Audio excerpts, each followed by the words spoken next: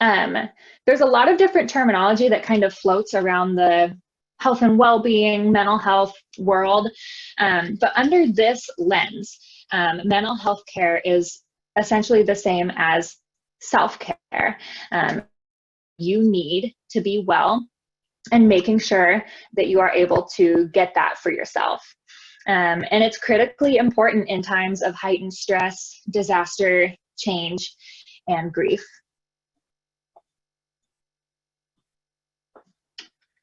So I wanted to show you this little graph on the left. It was shared to me by our Employee Assistance Program, but this is a report from the Washington State Department of Health. This graph shows a really detailed picture of the behavioral health response in a disaster. So when something major happens, this kind of tracks how people are doing from a behavioral health standpoint. So you can see over on the left, in the months before an outbreak, people can kind of, they're watching the news, they see it coming, stressors are kind of mounting, and so people's mental health is declining slightly. And then when the outbreak hits, there's kind of this community effort, this cohesion and kind of rallying that everyone does together. And for a couple of months, that actually improves people's morale, and behavioral health is doing good in those first couple of months. But as I'm sure many of you have felt, that takes a toll, and it doesn't last forever, and eventually that starts to drop off. This was sent to me in the middle of August, so you'll see that little circle in the middle, Washington, as of 8/15. We're about a month past that, and we actually just passed the 6-month mark of when the state shutdown first was issued. So we're right now kind of way down at the bottom of this really sad dive. And from a behavioral health point of view, what a dive, a significant low point like that means is a lot of people in behavioral health crisis. That means that people are struggling with their stress and anxiety. If people don't have good coping skills, that can turn into increased suicide rates.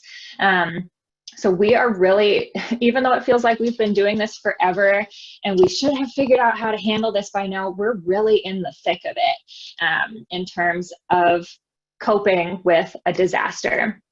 So a couple important things to note. Trigger events at the bottom, it can get worse if you're doing okay today, or if someone you know is doing okay today, tomorrow might be different. So it's highly important to check in on the people around you. Also note, we're in the middle of the graph and things are gonna get better.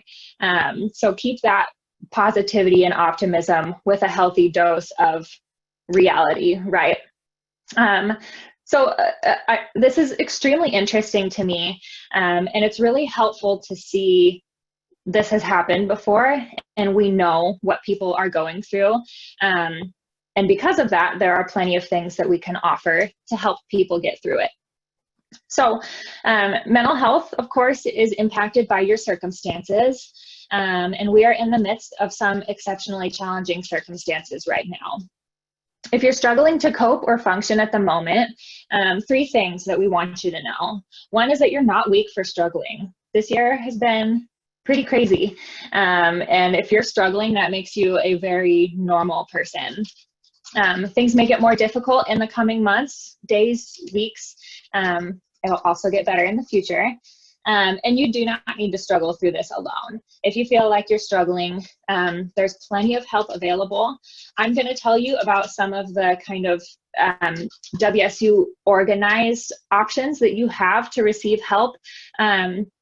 But if you reach out to your friends, your kind of support system, whether that's friends or family or coworkers, and let them know you're struggling, it will help a lot to kind of share that burden with the people around you. Maybe they're struggling and they haven't been able to tell anyone yet, and you can kind of support each other. But isolation, even though it's kind of the literal recommendation right now to keep this pandemic from getting worse, you do not need to be socially isolated. And being alone has its own implications. So don't let yourself be alone, even though there's a, a very powerful illness going around right now. Loneliness is not the answer. So now I'm going to walk you through some options depending on how you're doing right now. And I have a couple of links on each of these screens. I'm happy to share my slides with anyone that wants to send me an email. I'll include my contact information at the end. But all of this information is linked through the benefits website as well if you want to go looking. So I'm struggling a lot. What are my options? If you feel like you need immediate help, you're kind of at the end of your rope, here are a few places that you can start. The first is going through an EAP referral. There's a referral request form that you can fill out. After they receive this, someone will get in touch with you within 24 hours. The EAP is primarily a referral service. They do have some in-house services, but the goal is to get you connected with what you need in your community. So the EAP will refer you to a counselor, and they will cover your first 3 sessions in full. That's kind of just removing an immediate barrier to get you help a little bit sooner. After those first 3 sessions, you are responsible for making sure that the counselor you're working with is within your plan's network. So if you need help with that, feel free to contact the Benefit Services Unit. We can help you get access to the Find a Provider portal for whatever plan you're on. Another place you can start is your primary care provider. They can talk to you about what you're experiencing, refer you to a counselor. Doctors' offices are a little bit more familiar working with, obviously, with insurance plans and can help refer you within network. And they can also discuss other treatment options like medication if that's an appropriate approach for you. And then sometimes when I'm listing out these options, people say, I talked to the EAP and they told me it would be 2 to 4 weeks before I could get in to talk to a counselor, that I can't wait that long. If that is the case for you, please get help now. If you cannot wait to make it to a scheduled appointment, there are abundant crisis lines that you have access to. Every one I have ever looked up online has been free. The Suicide Prevention Lifeline is an excellent resource, and you do not have to be immediately experiencing thoughts of suicide. If you are struggling to cope and you need help, they will talk to you.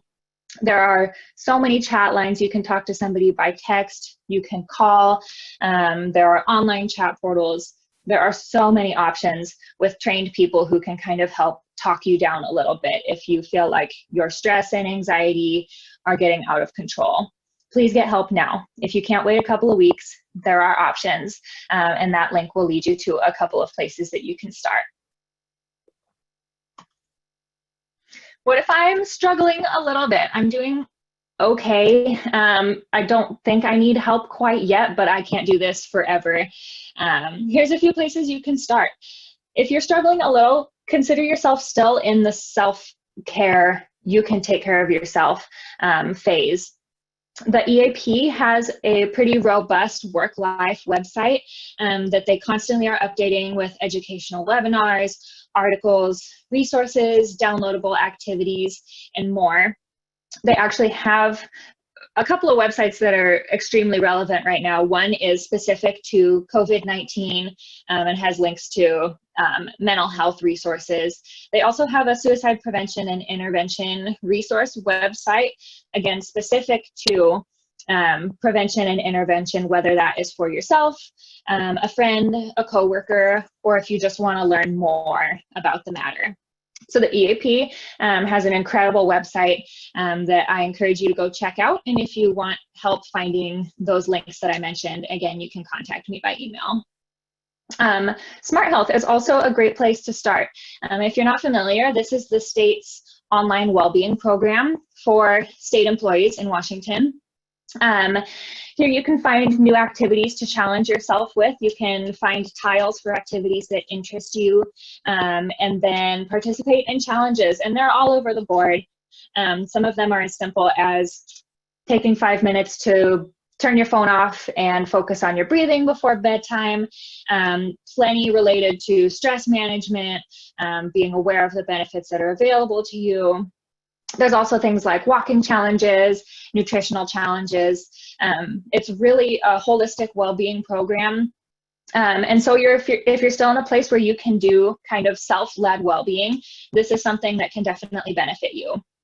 And you can even earn incentives by participating. If you have your insurance through WSU, you're eligible for a couple of financial incentives through Smart Health as well. The WellCoug webpage is kind of our employee well-being landing page from the HRS website. This is a place that we update with latest resources and materials, anything that we come across in HRS, whether that's through our benefit partners or just other reputable sources online. We will add those to the WellCoug webpage, again, as more of a self-service kind of option. And then we also have a brand new website that we just launched called Caring for Self and Others. This is full of resources and materials for you to access if you need help caring for yourself, including resources and infographics for fitness and nutrition, stress management, and so on. And then there's also a portion if you're somebody who's caring for others and that is taking a toll on you and you could use some support. We have lots of different links to different agencies that can help you get support, and again, more informational materials and resources for you to use. Both of those last two websites are managed by HRS and they are updated constantly. So feel free to check back and see what's new on those two web pages.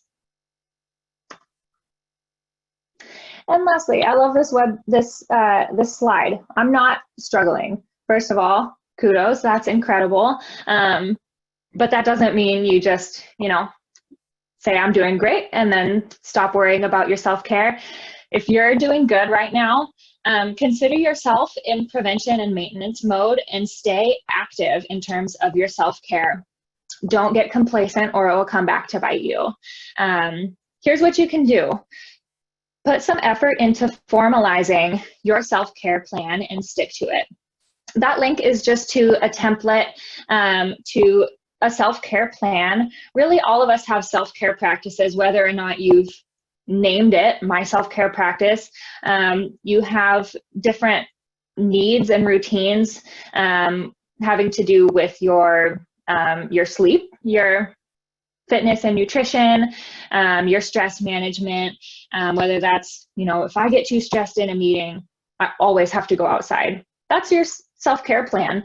All this does is helps you formalize it, look at the different categories for you to consider, and then write out what you need. So that's just raising your awareness of your self-care practices. And it can be that reminder of if you ever feel like maybe your stress is a little bit higher than normal, look back at your self-care plan and see what maybe has been a little bit forgotten that you could put some more attention towards. It's also important to note that a lot of our usual self-care practices have been interrupted by COVID, by the shutdowns, by restrictions for who you can spend time with, and what you have to do that safely. But that does not mean you stop. That means you adapt, you put time into planning, you make changes, but do not stop. So I've mentioned this a couple of times, but socialize safely. Do not stop talking or visiting with your friends and family. Find a way to do it safely. The weather's still nice this week, so invite somebody to space out chairs and sit outside on your porch and talk for a little bit. Put masks on if you have to go inside, keep your space, but continue to socialize. There's plenty of ways to do it safely. Just talk about it beforehand. Take a personal day. Time off may be somewhat restricted right now, especially leading up to the launch of Workday, but you do have personal time that is yours to use, and all you need to do is start a conversation with your supervisor about, send the email, say, I could use a personal day. Can you talk to me about availability and what my options are? Improve a skill, whether it's something you already do, like play an instrument or cooking or whatever. Find some way to improve yourself or start something new if you have the capacity to do that. That's awesome. Bless a neighbor or coworker. Look to the people around you and think, what can I do to brighten their day? Show them that I care about them And there's also a pretty strong personal benefit to putting attention towards other people. It helps with your practicing gratitude and keeping perspective that when stress is heightened and the world's kind of crazy, it's easy to kind of internalize and continue to think about what I need. And it actually is a great relief to put some attention towards other people. And then just be sure to take time each day to care for yourself. If you've been stuck at home with your family and you haven't had space to yourself in 6 months, again, that might look different than the ideal picture. But if the most you can do is take a longer than normal bathroom break, lock the door, put your headphones in, that's 5 minutes of solitude. Find a way to take care for yourself. Take time each day to care for yourself every single day. And that will help you stay mentally well and avoid kind of leaving this place where you're doing good. It can help you stay in that good standing. So I hope that was helpful. Again, if you have any questions or if you would like to request that I send you these slides, here's my contact information. I'm also open to, if you have questions about something I didn't address here, or if you have a resource that you want me to share through one of our websites, I'm happy to take any suggestions, feedback, or requests. So I'll leave this up on the screen for just a minute. But thank you for coming. I hope that was helpful.